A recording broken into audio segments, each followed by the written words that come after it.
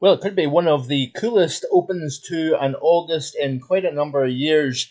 It certainly looks as if it is wet, windy, and chilly through week 1 of August. Thanks for clicking on to the Monday edition of Vogan's European Outlook. Hope everybody is well. Hope everybody enjoyed their weekend.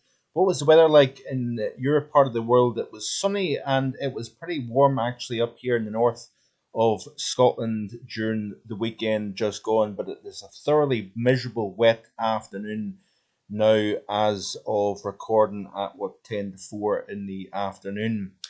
But before we continue with the video, please be sure to like, share, and indeed subscribe. I'm less than 100 of 5,000 subscribers, so I'd greatly appreciate it. If you haven't already done so, be sure to hit that subscribe button. As always, I continue to harp on. I'm trying to deliver unique content here on YouTube, showing you things that you're not getting anywhere else.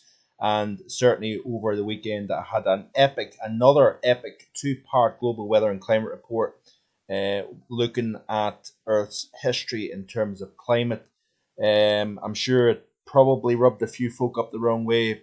I think the general consensus is on the same page as myself. Don't claim to know a great deal about climate and the intricate details with regards to the interaction between carbon dioxide, temperature, water vapor, and whatnot. But I'm basically showing you and sharing my basic understanding and trying to provide you with a little bit of a fair and balanced view with regards to what's going on at this moment in time, because we of course are getting hammered day after day with stuff with regards to climate change, and it's taken away from the beauty and the majesty of weather, that's for sure, when everything is getting labelled these days. It just seems to be the way the world is really going, I think, unfortunately, and I don't think it's going in going down the right path, so to speak. So yeah, like I say, subscribe if you haven't already done so. Also, if you have YouTube on your TV, I would urge you to watch the videos. If you are enjoying these videos, I would urge you to watch the videos on your TV as opposed to your phone, just for the simple fact, not so that you can get a better close-up view of my beautiful face, but actually quite the opposite. It's to see the charts that I'm showing you in more detail, because I don't watch my videos back, but I do have YouTube on my TV, and I quite enjoy watching YouTube on TV for the simple fact that you get the better details. You get to see, stuff in a lot finer detail, more like, a movie as opposed to just this little mobile phone that you're just not getting to see the same quality image, so to speak. So I would encourage you to watch it on TV if you can, because there is quite a lot of stuff that I do show that it's easy to miss if you're not seeing it properly.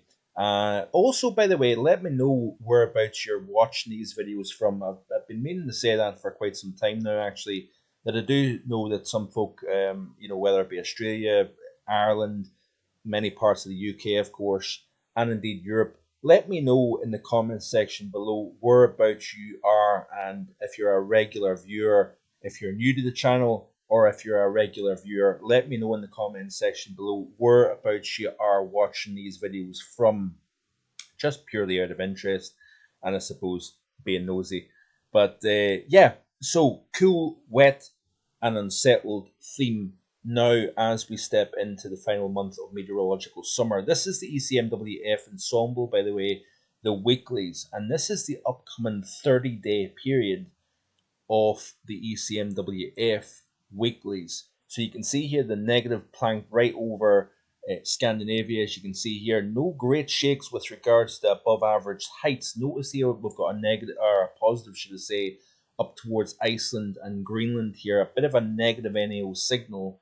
But if you notice here, this is the 2-meter temperature anomalies for the same period here. So it's actually showing, along with what I've showed you with the CFSV2, also the August forecast is available, and there is a link in the description below this video, as well as the weekend videos also with regards to my August forecast. Now, the statistics with regards to July have yet to be determined yet, because obviously we're still in the final day of the month. But I will be updating that August outlook with some of the details with regards to how July really panned out.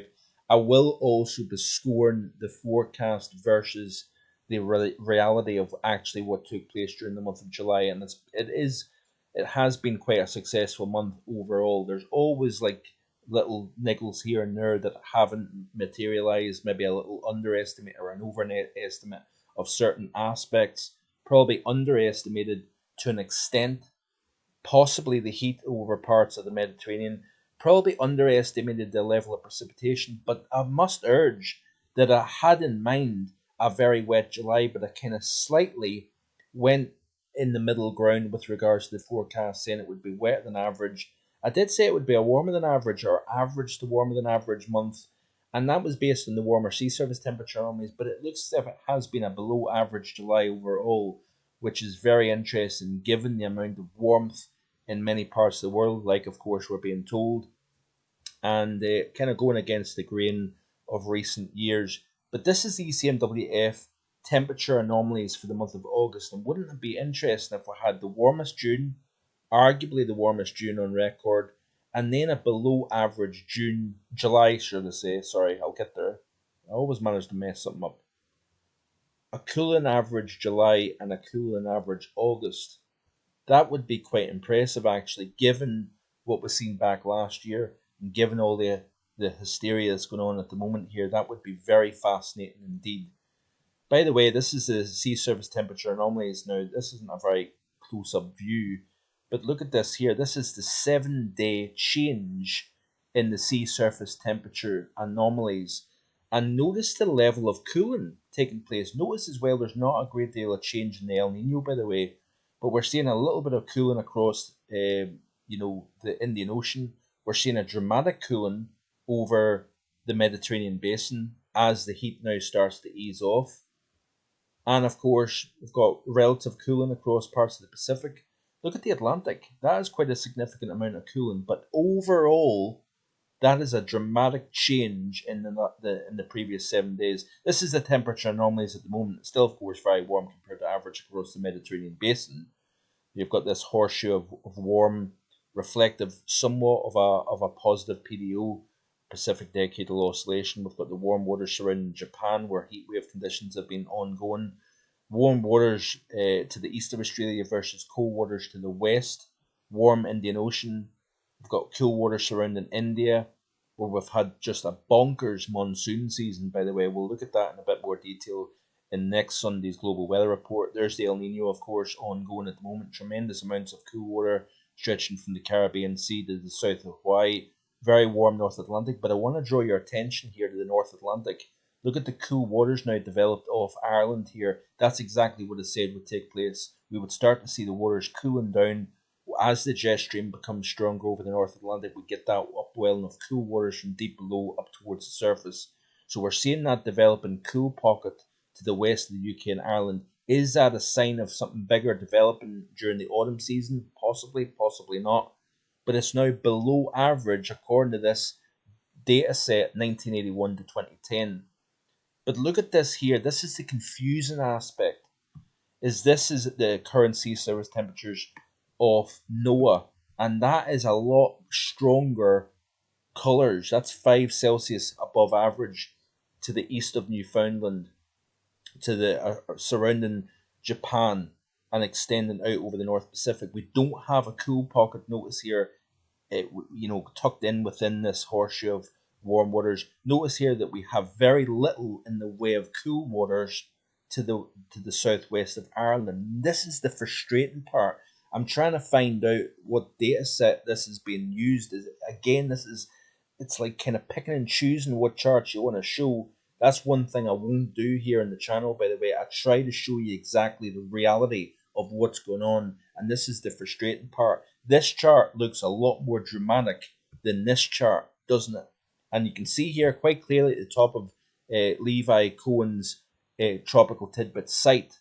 This is off Tropical Tidbits. The data set is 1981 to 2010, which is slightly out of date, but it's interesting given the fact that it's showing different things that we're not seeing. So look at the cool waters here up over the far North Pacific. We simply don't have that in this chart, but I can't see anywhere where it's showing the data set of what's happening here. So yeah, like I say, it is a little bit frustrating, But certainly it looks as if we have a cooler than average August coming up as well. Now, there is a possibility of seeing some warmer conditions and more settled conditions towards the final week of August, but that's a long way off. We'll wait and see what happens. Finally, off this very chart, we'll look at the precipitation anomaly, and it looks as if it's firmly wetter than average across the UK, Ireland, Low Countries, northern France, and then across Central and Northern Europe is a wet August coming up, which is quite interesting. Drier than average, no surprise. That is normal at this time of the year down across the Mediterranean basin, drier than average across the far east of the continent, Western Russia, as you can see here. Now, the tropics are bubbling a little bit, nothing dramatic, but we've got two features worth paying attention to. The reason why I'm showing you this in this video, the global weather, or not the global weather, wow, I'm doing well, aren't I?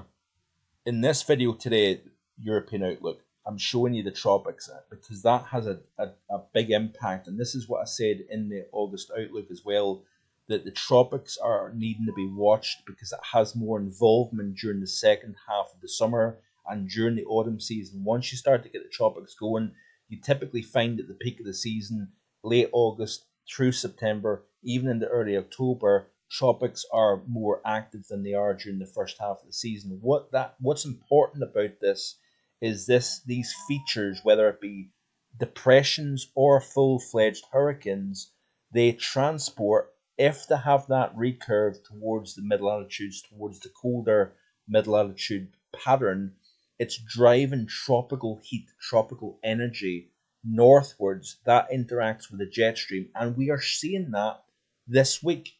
We're seeing the jet stream strengthen this week here, folks, and that is going to have big impacts as we go towards the middle and second half of this work week and beyond. Now, if I can also find the right chart here, I'll be able to show you what's going on with regards to the jet stream here, because it is quite interesting to see here. So this is the jet stream chart of the GFS model, and you can see here that's a fairly flat look for the final few days of July, as you can see here. But notice here that we do have the tropics, as I showed you in the previous clip there. We're going to start to see these two features bump up against the jet stream, and that is causing the jet stream to strengthen. We're increasing that thermal gradient between warm to the south of the jet stream, cold to the north of the jet stream. You increase that thermal gradient, you increase the strength of the jet stream, and then also that has an impact on developing areas of low pressure here. We've got one particular area of low pressure during the middle portion of this work week, so Wednesday, that could bring coastal gales, further heavy rainfall as well, and embedded thunderstorms within that feature. That feature looks as if it's going to strengthen quite strongly just in the northern flank, so that kind of left entrance region of the jet or left exit region of the jet. I could be wrong there, but you notice here that what we've got is these two features engaging with the jet stream. That's forcing it to strengthen. There's a little bit of a buckling going on as well, if you notice here, as that warm, humid energy is pushing against the jet. Colder to the north, warmer to the south, strong jet in between. But you notice this little dip right here, and you've got that area of low pressure. This is for early on Wednesday morning, and it's the interaction of these tropical features bumping up against the jet stream, forcing the jet north slightly, and in turn downstream it's forcing it south. And with that southward displacement, that area of low pressure then sees the energy, the bundling of air inside that dip on that northern flank of the jet stream, and that is where the center of low pressure deepens, the wind field tightens up, and you've got those strong winds. And in the southern flank of that area of low pressure, we could have unseasonably strong windy conditions. Once that feature then exits, we then have a very chilly northerly airflow coming down on the backside of that low. So you can see what happens. That feature then moves east. There's the jet stream really strengthening as those features in the tropics engage with the jet. We've got the dip in the jet stream over eastern North America. We've got the buckling, the northward push of that area of high pressure and the jet stream. It forces a deeper trough over and to the south of the British Isles.